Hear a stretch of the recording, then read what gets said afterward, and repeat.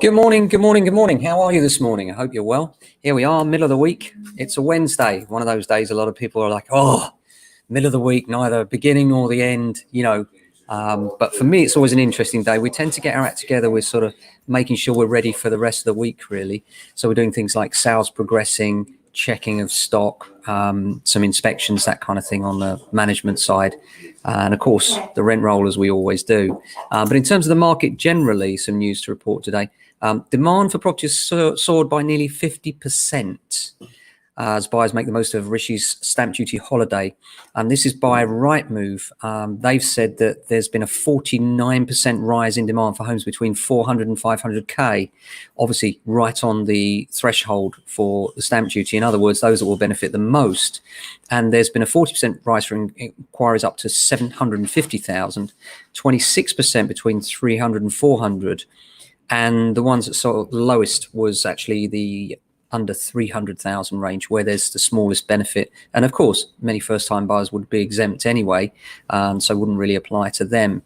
Interesting as well on the mortgage front, we've already reported to you that 90% mortgages are coming back, and we've got the nationwide, as I mentioned, back in the fray for that, and the Yorkshire are now doing 90% as well. But really interesting to see HSBC jumping in there and the ace card with a 95% mortgage now. By the way, I should add, this is not mortgage advice. We're just here to tell you the news on property. So what does all this mean for the market? That's what I hear you all asking. Well, I think what it means is that in the short term, we will see a bit of a price rise, and it's a real fillip for the market needed right now.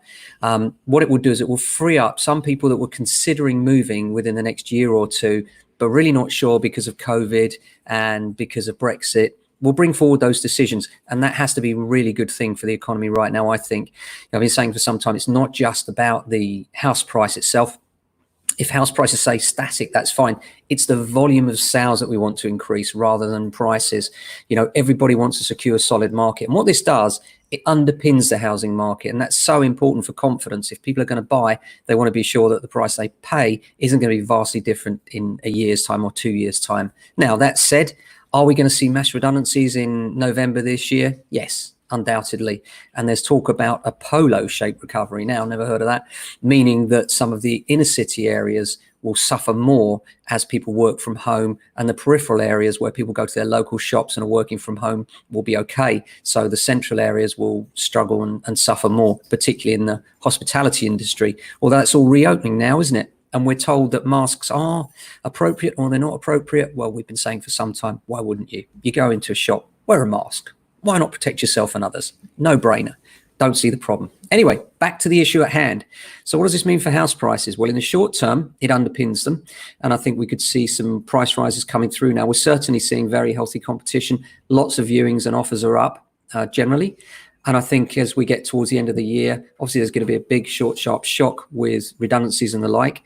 But I still think that what we'll see, given that this is deadline, the last time we had a deadline with this sort of tax issue, with this sort of level of benefit, was back in the 80s, where we had the MIRAS deadline. And this meant that a married couple, sorry, not even a married couple, a couple buying together would receive a significant tax break if they managed to get in before, I think it was August of 1988.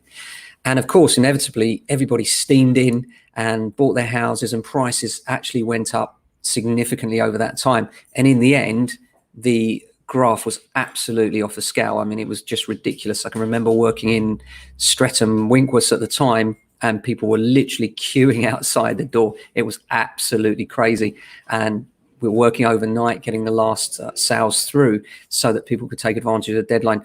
I suspect we'll see the same again this time. I personally think that putting a hard deadline of next March on this, I understand why it's done, but I think the issue with that is that we could see prices, particularly going towards that deadline, jumping up artificially high. Now, I suspect the market will be higher then than it is now, but then I think it will be even higher still as we reach that deadline, as people struggle to get in and make that significant saving, which can amount to, many thousands of pounds for a lot of people.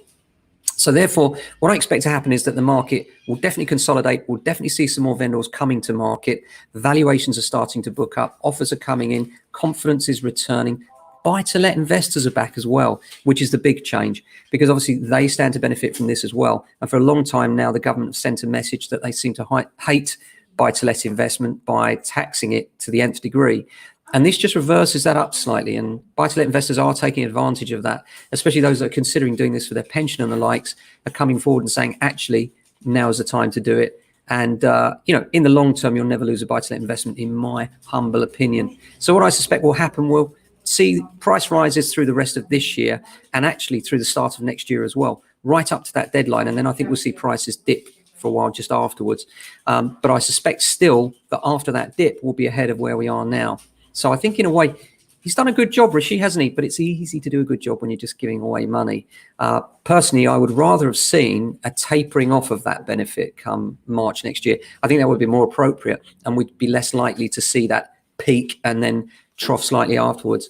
But that's just my opinion. What do I know? So I hope you're having a good day today. Outside in SW16, it is overcast and cloudy, and we're looking forward to a good day. Lots of offers we got to tie up as well, which is always a positive thing. The guys are all in the office, keen and raring to go. Lots of viewings at one particular property today, and it's in that price range, just under 500,000, wouldn't you know?